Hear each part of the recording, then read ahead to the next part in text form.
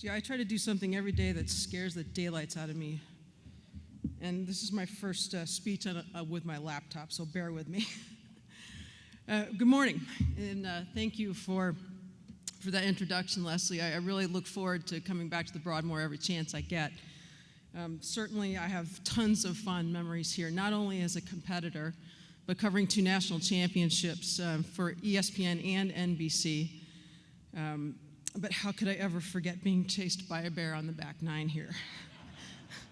It was quite the moment at the 2008 Senior Open, and the clip and my shrieking even led SportsCenter that night.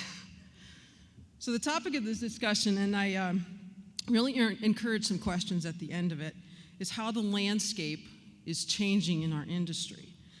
And I believe that right now that golf has an opportunity to grow as perhaps it never has. But along that way, I think there's a few obstacles that we must avoid or at least soften. So I can tell you how the landscape of golf changed for me Saturday afternoon at the Pebble Beach Pro-Am as I was picked up and crowd surfed by Bill Murray. But that's another story for our cocktail hour later. But I'd like to first begin by giving you just a little bit of background about my golf experience that's now approaching a frightening 45 years, and then reflect on some of the changes I've experienced from junior golf through my experience in college golf, amateur golf, professional golf, being an analyst, a reporter, a writer. I don't sleep. And a few things I took from being an independent director with the PGA for those 3 years that I did serve. So the first slide goes back to 1969, Pepper's Turkey Farm in Wilton, New York. According to my family, this was actually my first drive. But I wasn't driving a golf ball, but rather turkeys, from the pole barns that housed our 45,000 turkeys to the processing plant across the street. I spent my earliest days on this farm. That's my dad, the tall one in the center, but we'll speak more about him later. You see, my grandfather, my dad's dad, built that turkey business and worked it until he died at the ripe old age of 46. And after he died, my grandmother, for reasons that are still not clear to me, decided golf was going to be her thing.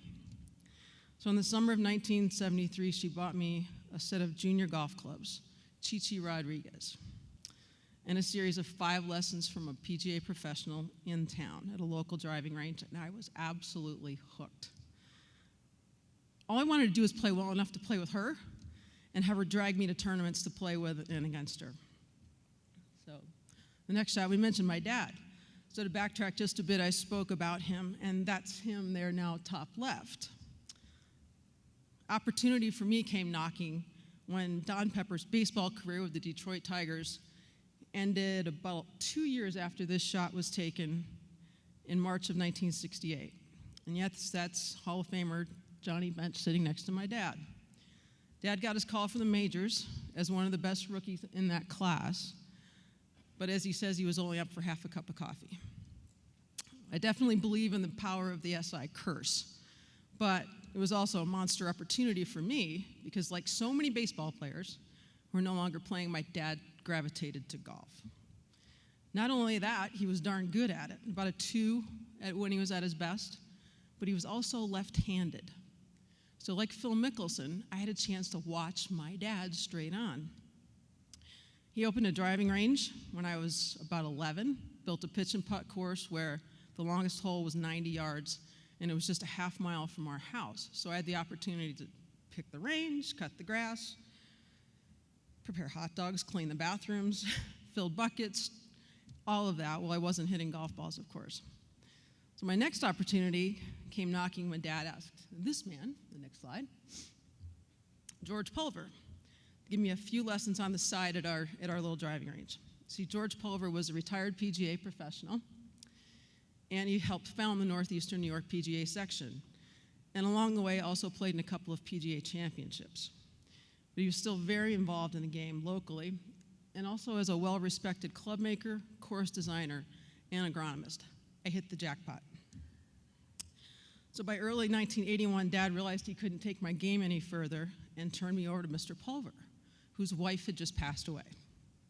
So he became not just my teacher, but my best pal. We watched hours and hours of televised golf, and I was always bugging him to let me try the new clubs he was making. I couldn't wait to get that new graphite shaft in my hand that he'd been tinkering with. So by the time he passed away in 1986, I had to tell him where the shots went, but he never lost his hearing. So I couldn't lie to him. It was all or nothing with him. But the big thing he always shared was something that he shared with his 3 kids, and that was the value of an education. So 1987, I walk away with my paper from Furman University, 4 years on time with a 3.0. How? Got no clue. So the next shot, we're going to skip ahead some 30 years and take a look at this from Stratton Mountain, Vermont. The fellow on my left is a PGA professional, David Ream. He was the assistant professional at the club I grew up at, just a mile from that driving range. We've remained close ever since. So David, in addition to be a really good player and teacher, also skied competitively at the Division I level in college. So you're probably thinking, where is this wacky woman going with this? And here's your answer. I was a skier a lot longer than I was a golfer. Beginning as a 2-year-old, my other side of the family was the key. My grandfather was in the ski business as a ski shop owner, and that business still 75 years later is still thriving. My aunt and uncle have since taken it over. So skiing, as many of you might know here in Colorado, spent almost 20 years with 0 growth. And over the last decade or so has had a golden period where growth and profits have again begun to rise. Some new mountains have even opened and existing facilities opening more terrain. So I'd like to share this with you, and ironically, it comes from a commenter on Golf Club Atlas. And I quote this gentleman, "Skiing was given the golden gift just over a decade ago with snowboarding. Snowboarding brought in a dramatically younger, but most importantly, an ethnically diverse group to the hills. Skiing was not foolish enough to make the assumptions that this was all that was needed, like golf did with Tiger Woods. They built terrain parks for the thrill seekers. Snowboarders in particular were thinking, wow, they want us. They improved service, changed the rental equipment system to provide top-notch equipment with excellent service to address those socials. But the real key was how they dealt with beginners.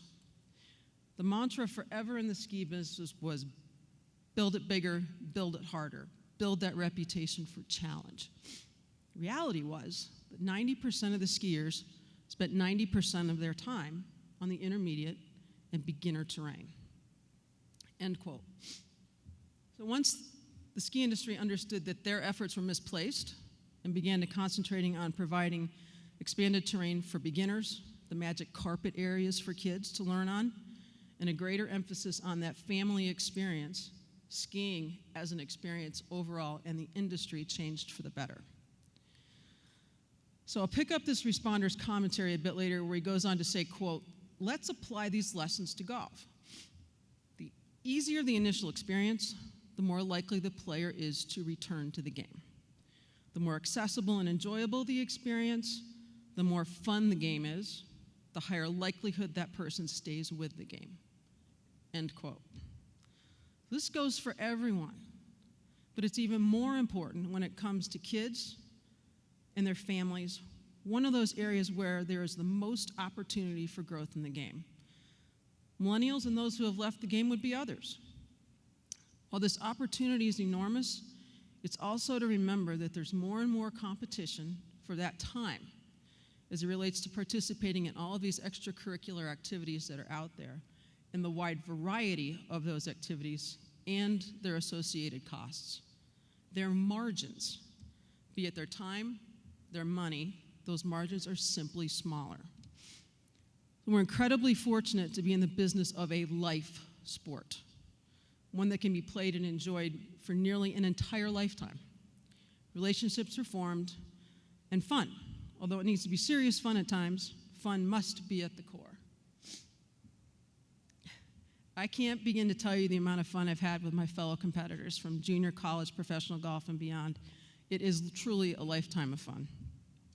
This shot's from Sunday night at the 2000 Solheim Cup matches, where Nancy Scranton, dressed for a big night out in Scotland. In fact, she married the guy she went out with, dragged me out of bed.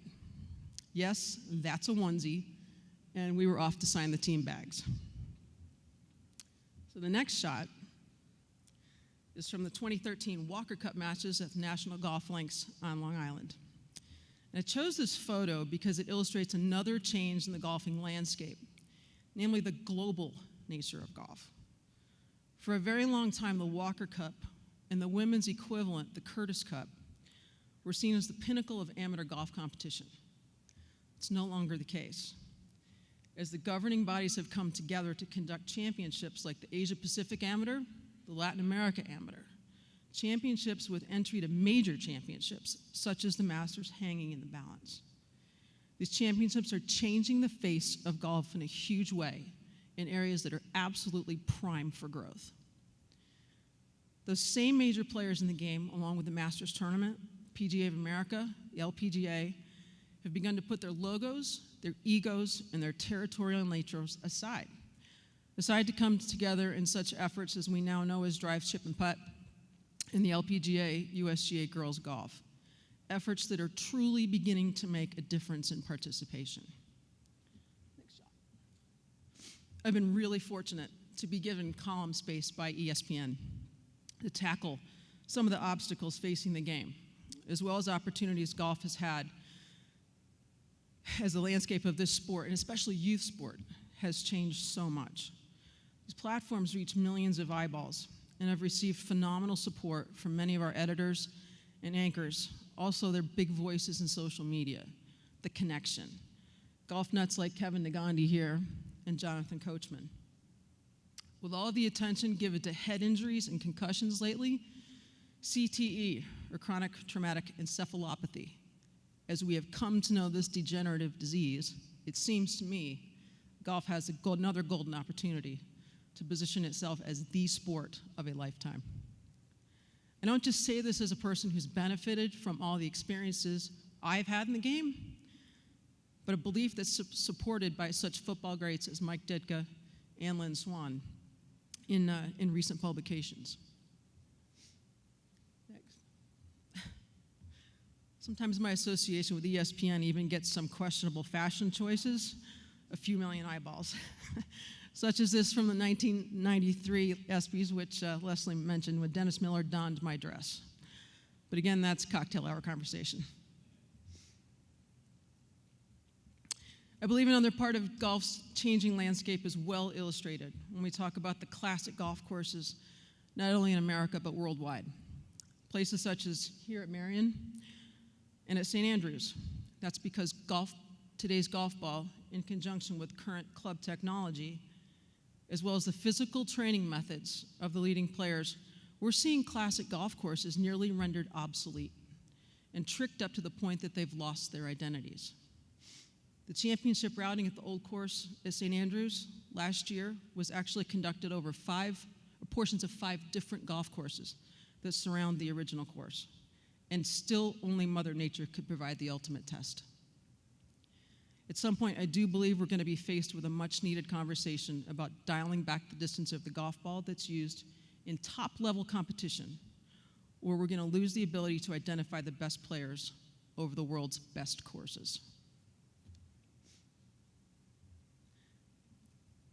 I also believe we've entered a time where people in and around golf are finally understanding that the growth opportunity in the game rests firmly on the youth and women in this game, creating an encouraging and welcoming environment for what is as much as 25% of an undeveloped portion of the market.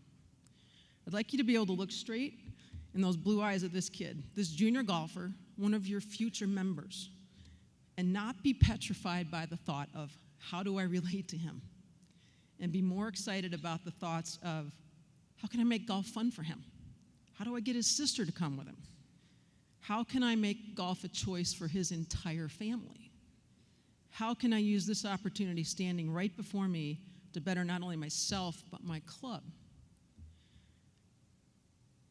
It's about getting down to their level, seeing the eyes through their game, their eyes, their attention spans, their energy levels, and the way they learn. It's about them, and that will make it better for you. So let's talk about a changing landscape. This is a change in landscape. Many clubs are realizing it's about the value proposition of being open for activity when it's not necessarily golf weather. These next few shots are from the Saratoga Golf and Polo Club, our club, in Saratoga Springs, New York, where the general manager, Ron Ireland, has transformed the stuffiest and most boring club in upstate New York into a vibrant, happy place by putting kids and their families way at the top of the list. It was a place I played in the late 80s, early 90s, and was constantly walking on eggshells. When I moved back home 7 years ago, it was not even on my radar. We're now full dues-paying golf members and center a lot of our activities there year-round. Encourage your juniors and families to make the course their year-round playground. Make it their habit of coming to the club as often as possible for as many activities as possible. And how about a winter festival with snag golf? Even the big kids played with snag. Activities range from sledding, snow tennis, face painting, hot chocolate by an open fire, and real snow golf with a 5-iron, a tennis ball, and a local rule sheet. And no winter festival would be complete without ice skating and your beloved GM being the human Zamboni. Kids are at the core of all of it. They get used to associating the club with a fun place to go, and they just want to be there. Next. We even have a family New Year's Eve celebration, December 30th, turning a night that used to be a dead spot on the club's calendar into one of the most participated events in the entire season. And this from a club that 25 years ago went out of their way to discourage youth participation. Now that is a changing landscape. We've come to think of every holiday at the club as a chance to do something fun, a chance to keep the club in people's hands regardless of what the calendar may say. A total of 45 juniors and adults, including some PGA professionals from the area, showed up for St. Patrick's Day golf. It snowed a foot the next day, by the way. A big part of keeping up with golf's changing landscape, I believe, is continuing to be educated and informed as the programs that are now available, and they're specifically designed to help grow introduction and participation, and then how to keep people in the game, keep them stuck. As I mentioned earlier, women are a huge opportunity for growth in the game. Well, this is a shot from a day organized by the PGA for Women in Business during the St. Louis Senior PGA. The biggest gains are going to be made in what I believe is called hand-to-hand combat, where a friendly and encouraging environment is created where women and kids, anybody, can ask others to come along because they're comfortable. There is the potential for exponential growth if this segment of the golfing population is embraced. I'd also encourage you to think bigger and think wider about where your club or organization has a reach. I took my bogey mascot and his story about being an imperfect overachiever to the Kids Expo at the Empire State Plaza in Albany a couple of years ago.